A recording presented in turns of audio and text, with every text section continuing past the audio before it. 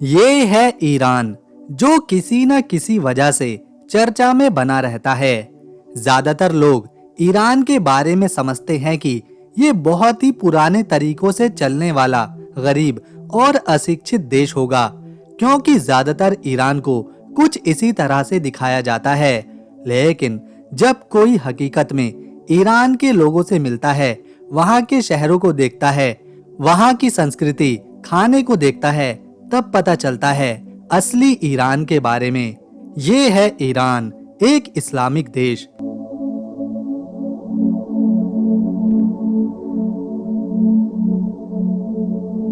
इसका आधिकारिक नाम the Islamic Republic of Iran है।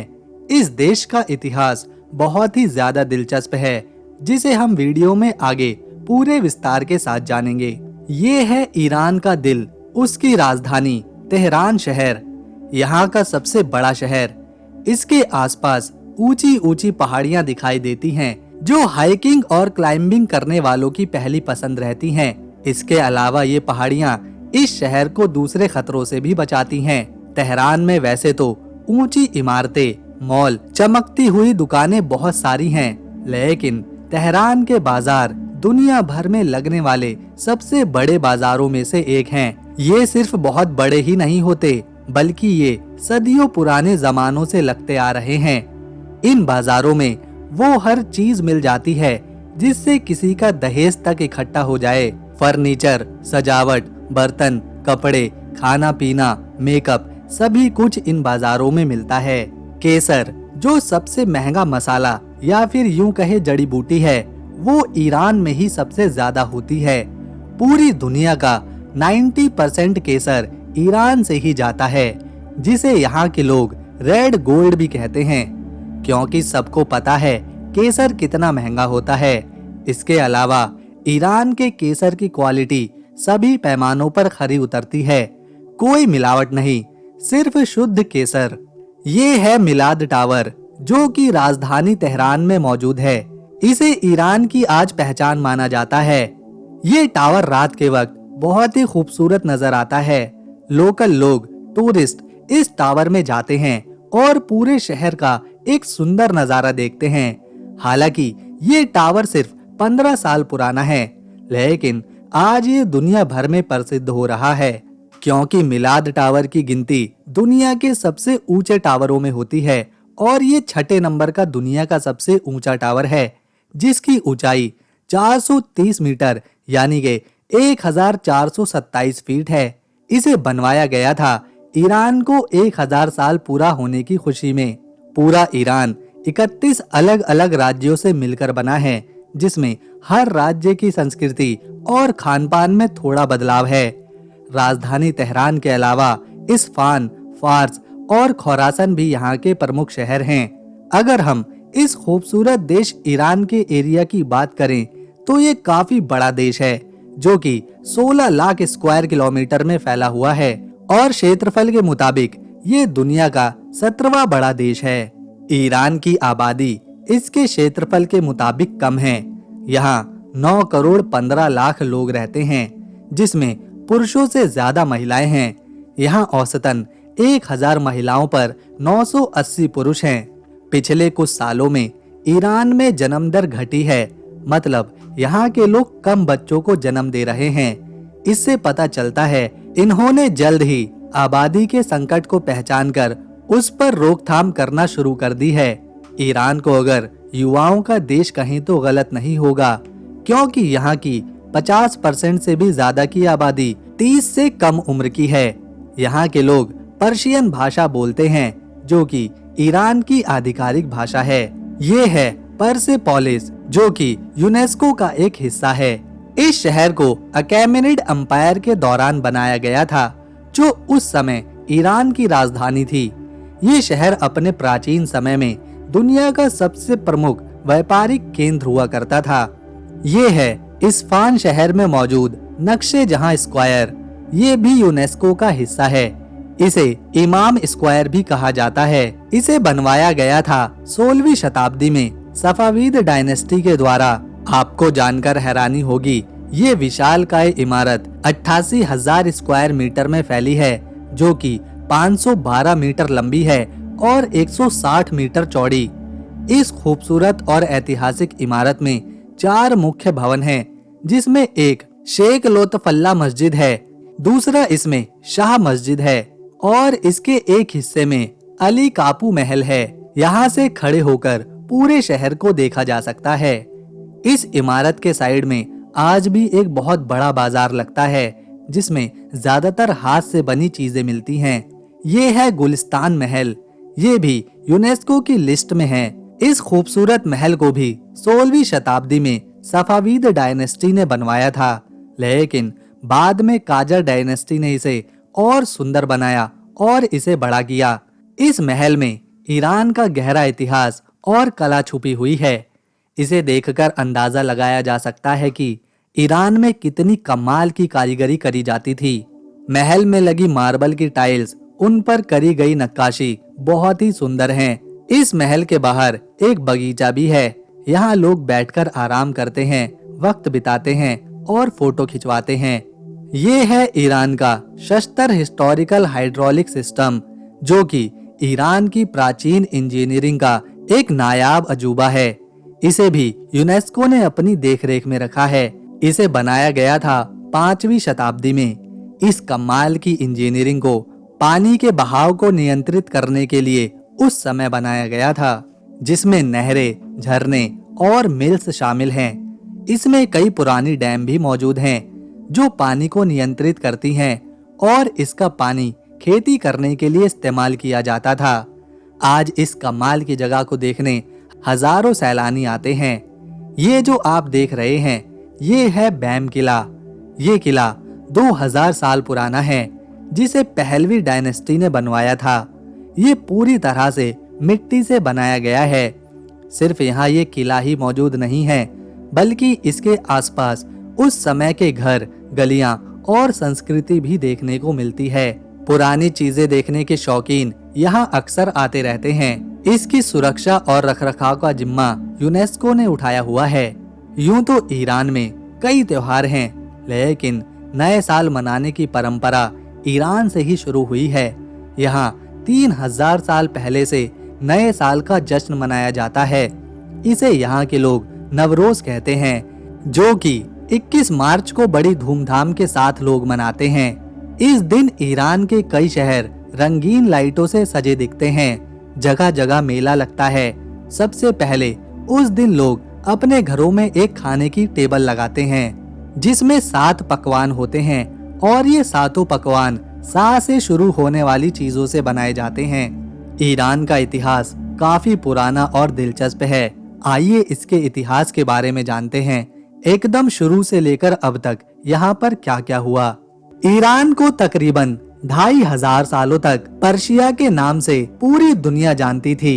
इतिहास के पन्नों में वहाँ के लोग ज़ारथुस्ट्र, जो कि बहुत पुराना एक धर्म है, उसे फॉलो किया करते थे। इसमें आग को सबसे ऊंचा दर्जा दिया जाता है।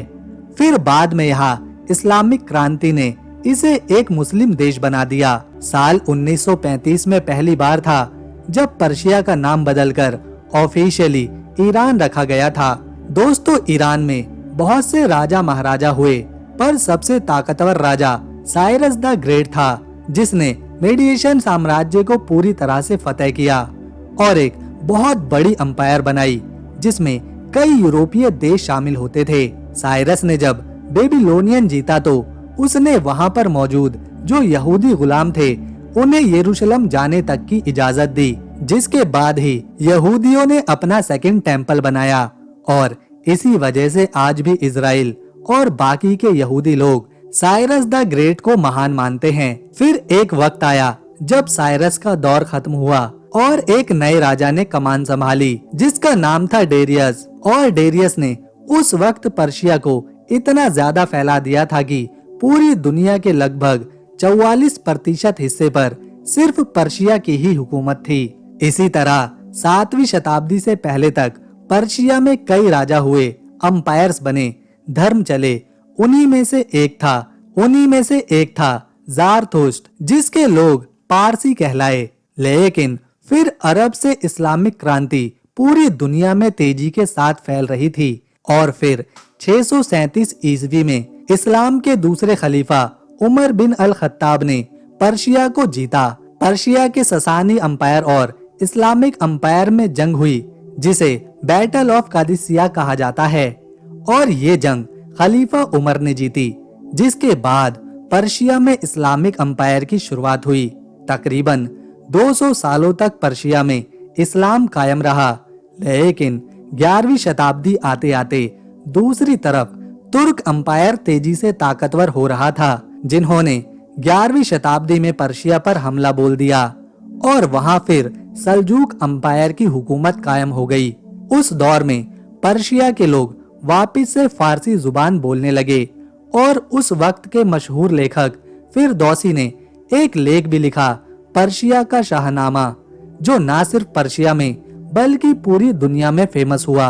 12वीं शताब्दी तक सल्जूक अंपायर आराम से पर्शिया पर हुकूमत करती रही, लेकिन मंगोलिया से चंगेज खान की आवाजें सुनाई दे रही थी। 12वीं शताब्दी में चंगेज खान अपनी पीक पर था और उसकी ताकत का अंदाजा हर किसी को लग चुका था कि वो अपनी हुकूमत पूरी दुनिया में कायम करने के लिए किसी भी हद तक जा सकता है।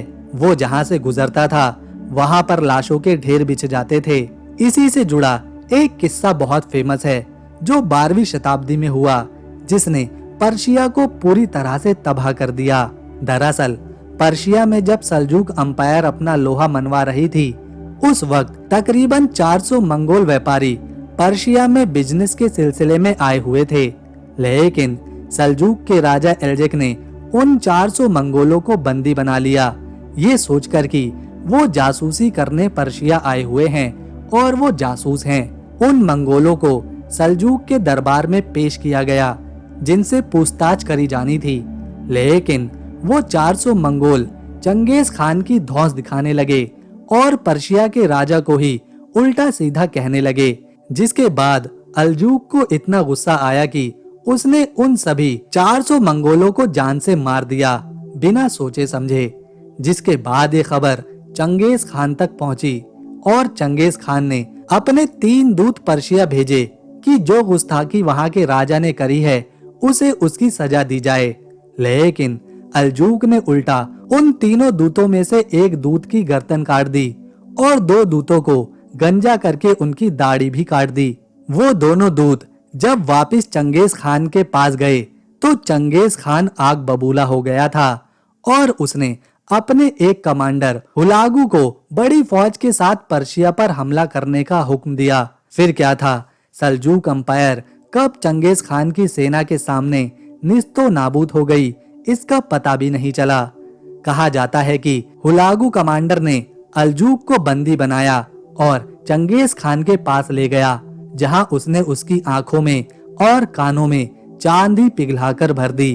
अब पर्शिया पर मंगोलों का शासन हो गया था, जिसे इलखान अंपायर के नाम से जाना गया, जिसने 1335 तक पर्शिया पर हुकूमत करी। इसके बाद पर्शिया में हुकूमत को लेकर कई छोटी बड़ी जंगें होती रही।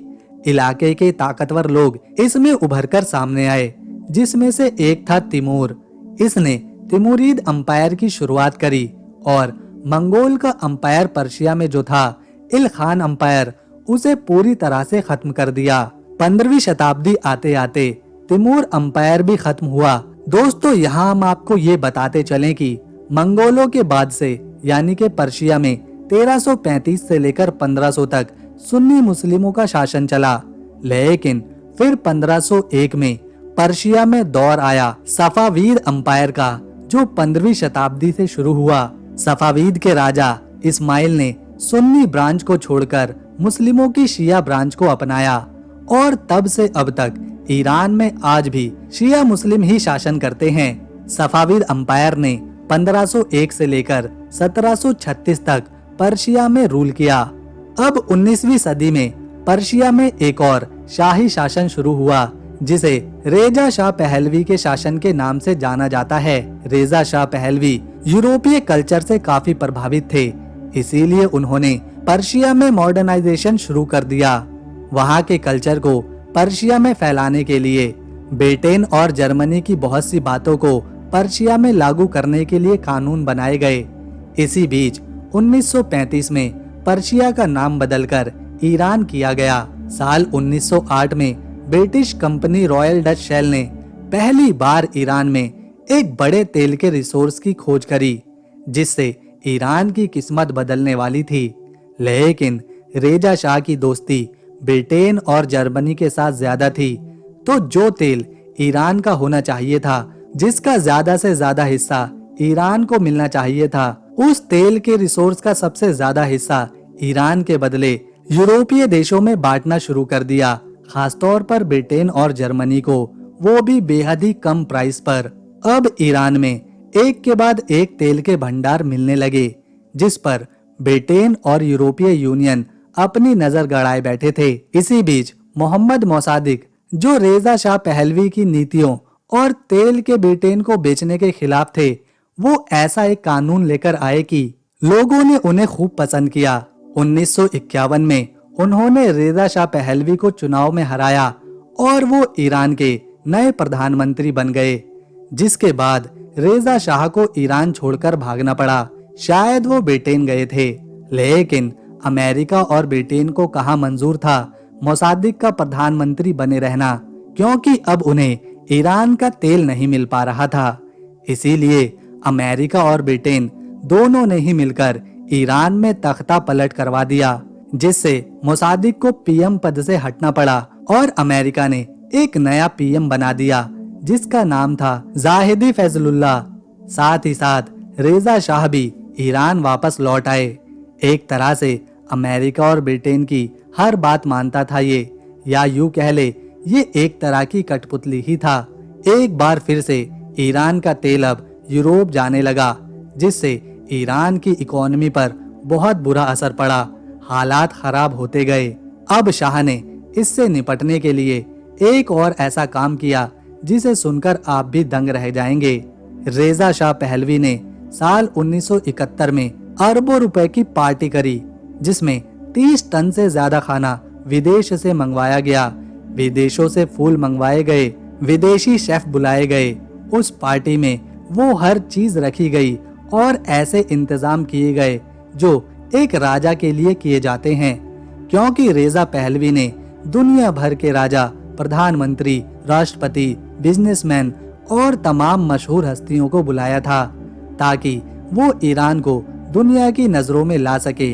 एक तरफ जहां पूरे ईरान में अफरा तफरी का माहौल था, लोग भूखे मर रहे थे, उनके पास काम नहीं था, ऐसे में रेजा शाह अरबों रुपए की पार्टी कर रहा था। उस वक्त के हिसाब से ये पार्टी $100 मिलियन की थी। ईरान के लोगों ने जब रेजा शाह को बेवजह पैसे उड़ाते हुए देखा तो उनका गुस्सा और बढ़ गया। रेजा शाह के खिलाफ उस वक्त आवाज बुलंद कर रहे थे आयतुल्लाह रुहुल्लाह खुमैनी, जो रेजा की पॉलिसी से, ईरान के मॉडर्नाइजेशन से, तेल को सस्ता प्राइस पर बेचने से और पीएम का वेस्टर्न कल्चर की तरफ झुकाव से पूरी तरह वो खिलाफ थे।